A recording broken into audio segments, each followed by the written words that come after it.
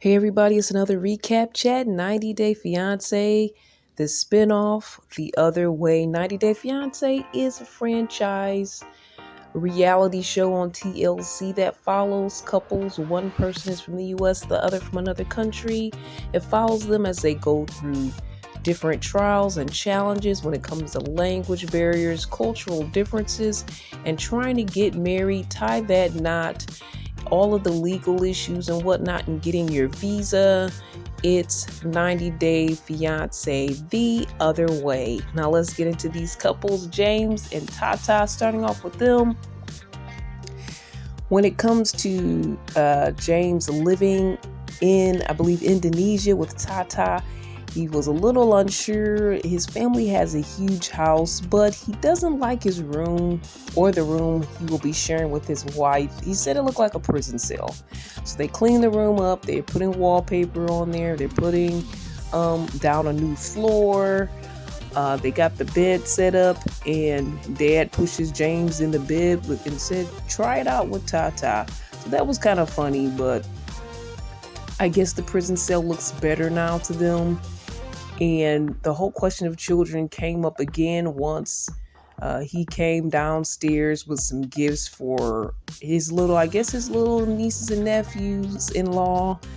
I think it was all boys. I can't fully recall, but he brought them gifts and brought Tata's sister, as well as her mom, a necklace. Dad got some silver coins. So everyone was happy that he had these gifts, and they were looking at him play with the kids, and they're like, "You guys gonna have kids too? It's gonna be just like this one day." But Tata's unsure, and James, of course, is unsure. I believe she really wants kids, but he's the one that's kind of putting it up in the air as if, you know what, I don't think I want him anymore. So that's James and Tata at this point. Now, when it comes to Dempsey and Statler, they're on their van. They've done things in the van which they call christening, and I don't want to get into too much detail with that. But they go to this boot sale where they're going to be selling items. Boot means trunks. They're going to be selling items from their van. It's other people that have vans and whatnot there. It's kind of like a big yard sale, but it's set up in a big place where you're parking your van and you're putting your stuff out on a table in front of your van. So they made a sale, and as they're talking and waiting for people to buy stuff, Dempsey reveals that she kind of has some money put away, and they do argue a bit because she's like, well, when it comes to jobs and all of that, what are your plan? And Dempsey's like, I've kind of fly by the seat of my pants. You knew this about me. You said it was one of your kinks to take care of me and be the provider. And I'm like, kinks? Really? For those that don't know what a kink is, something that turns someone on is to be the provider for someone. I'm not sure why that's a kink.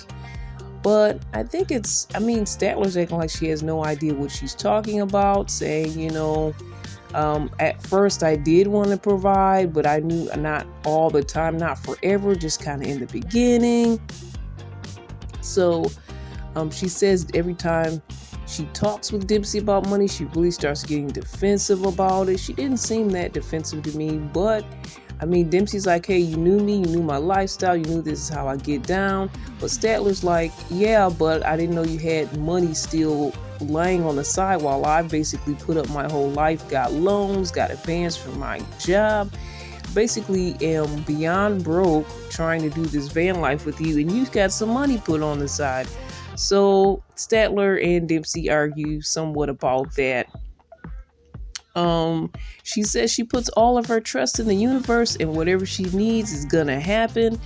Maybe she does put her trust in the universe. Maybe she has girls on the side where she, can get a few bucks here or there. Maybe she has family or people that looks out for her as well. I don't know what she's doing, but most of us can't just look to the universe. We have to look to someone else. We have to pray to God. We have to actually work. So Dempsey's that type of person, and I mean, there are people that are like that and are able to get by and is not really stressed about work. And Statler should have known that walking into it. As far as Dempsey says, you already knew, girlfriend.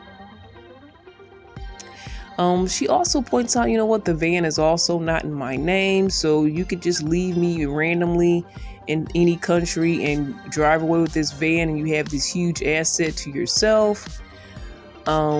So Statler's just thinking of the worst right now. She's not really, I thought she was going to start enjoying this trip or whatnot, but she's really just thinking in the worst scenario at this point.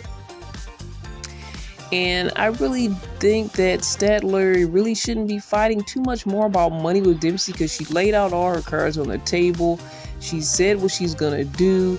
If somebody tells you once what they are about and what they're going to do, you should believe them. And if Statler, you're not up for that, you've changed your mind, you're not vibing it, you can still get out of this situation. Now, you said the van was in her name. She said that she was willing to give you half on the van. But I feel like Statler probably paid more than half for this van, and she probably should be the full owner of this van technically. Not fully sure about the money logistics, but they stopped for gas. So, now we know Dempsey has a few dollars on the side, so I'm thinking Dempsey's going to pitch in for gas. Nope, Statler takes her card out. The gas and the snacks in the gas stations, all on you, Statler. So, this is the life you want to lead, Statler. That's your choice.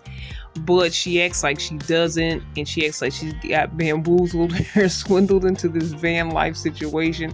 So it's a little bit funny. It's a little hilarious. But I do feel like, Statler, if you want to get out of this, you can get out of this if you really want to. And if you don't, you're going to just stay in this and complain.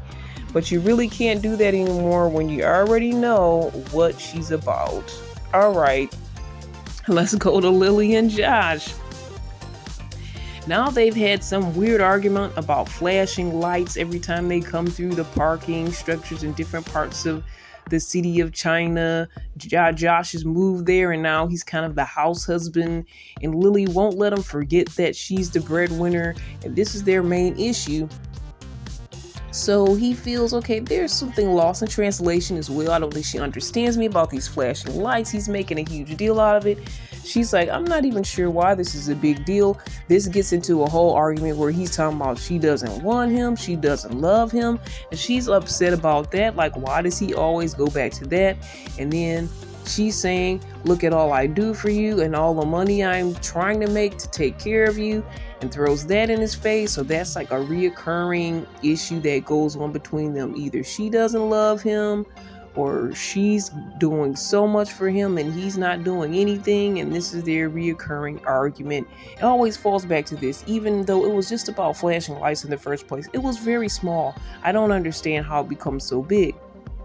So she's like, okay, we're not happy, so if your choice, if you want to get out of this. And he's like, you know what? I don't want you to be like that. Makes me feel bad that you're saying, okay, you can leave anytime you want. It's your choice. And why are you putting it all on me? And we're not supposed to say, oh, you can leave. It's your choice.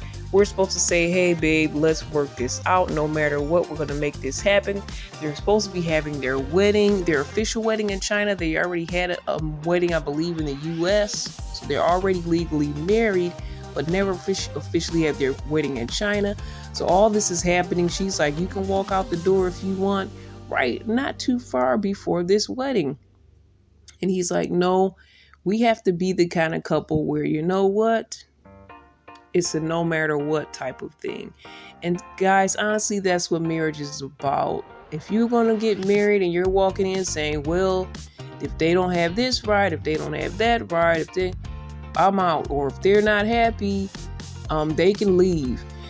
What we should be trying to do is like trying to make each other happy. And it's not all on one person. I feel Lily may feel that. She should have said that before they made this arrangement, because now she's kind of stuck in this arrangement. But like I said before, there's things that he can do. She has her own business. He can actually work for her without getting a paycheck, but just to carry his weight because he can't get paid in her country. So he can work for her. He can be her assistant. There's multiple things that he can do to help support her beyond just getting the regular type of job. I saw some people online say he could get an online gig. I mean, if you're an American citizen, still you can work online. I mean, there's things that he could do. We talked about this before. But this is the same argument going around and around. And I want something better for these guys. I'm getting bored. I mean, I was excited about them and their journey. Lily being the breadwinner, she's got a lot going on, the awesome house that they have. But all they're doing is fighting and not loving each other and not enjoying China and not enjoying the fact that they're going to get married soon and have a special ceremony. So, like, come on, guys, get with the program, get with marriage. Marriage is not easy. But from what I hear, it's worth it because I'm not married. All right, so who am I to tell you? But hey, for all those people that think marriage is a beautiful thing, an institution of God, something that God wants for our world, our communities, our families to be strong. Come on, guys, do it for that. Do it for us. All right, so now let's go with Shekinah and Sarper. They are back. But are they back? Because Shekinah is now in a hotel separate from Sarper because they got into an argument. He ripped her phone from her hand along with one of her extensions, and not the extension. Come on, guy. You cannot do that.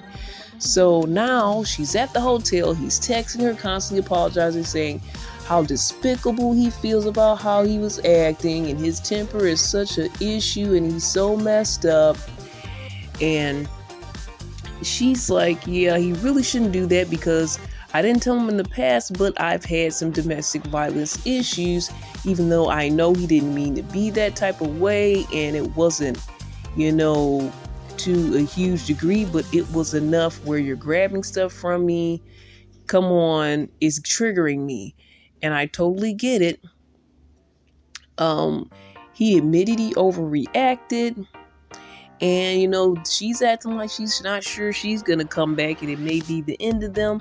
But then I still hear her giving him allowances as far as she still cares about him. And I just feel like this is not over. And these two are kind of stuck on each other in some type of strange, maybe even toxic way.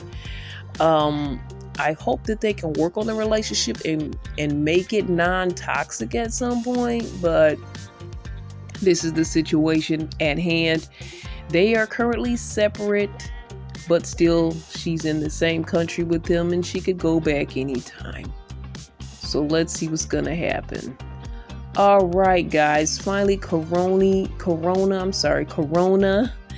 I would call her Coroni because they call her Mookie, which she says no idea of why she's called Mookie. And I think she said till she was about 7 or something they called her Mookie. I could be wrong on that age.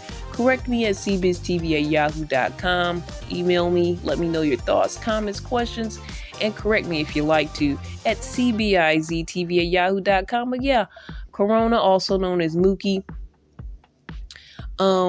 And now that she's met Inky's family and things seem to have gone well, but Inky doesn't like the pressure because he's already feeling pressure for grandkids. And Corona's like, hey, why don't you guys pressure him first and marry me in the first place? But I mean, that's what she said on the side to us anyway. So now he gets to meet her family by video chat. And 3 beautiful black women, they're going to get on you. This guy from Iceland, they're not going to make it easy for you. And I believe the young lady that was there was her sister. She was being the nicest, but she was asking some in-depth questions and even asking about the wedding and marriage. Is that coming up for their future? Come on, Corona, this is what you do. All the things that she's thinking about these things too. Yeah, get your family to ask them so you won't be the one to put the pressure on. It's my family. But honestly, that's how she feels. She does want marriage in her future with Inky. She really loves this guy. One of his issues seems like he, hey, this is my first relationship. Give me some time to warm up to this, which I get it. I'm not ready to just get married right off the rip. We still need time to get to know each other. Personally, for me, living together is not an option because of my belief system. But this is the situation that they're in. They're living together. and he's just not ready to tie the knot just yet. They kind of put the fear in him a bit. He laughs at one of their comments and mom shuts him down right away. He starts to look serious. He's just not ready for that M word just yet. And, she mentioned that, she's been soft partnering him, but honestly, she can now pop off at any time because she's going to be real with him now. And she said, my family kind of popped off at you. And he's like, well, I'm ready for the pop off. And I don't really think that he's ready for the pop off, honestly. But he says he is at this point. The real pop off, I don't think he's going to be ready for. But let's hope he's a good guy and he won't have to go through that pop off situation. We'll see what's going to happen with Corona / Mookie and Inky. Mookie, Inky, I mean, those two names go together. She should go with that nickname Mookie. It kind of works. All right, guys, so that's it for our recap chat for 90 Day Fiance The Other Way. Thoughts, comments, questions, connect. Email me again at cbiztv@yahoo.com. That's cbiztv@yahoo.com. All the best and God bless.